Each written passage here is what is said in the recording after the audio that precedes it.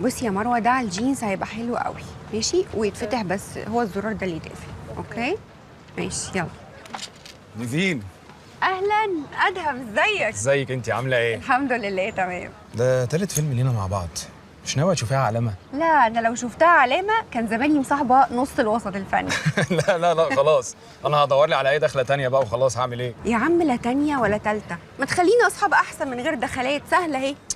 بس برضه الموضوع غريب قوي يعني انا اروح وارجع عليكي لسه سنجل. الموضوع ده برضه غريب يعني، ما يخشش العقل.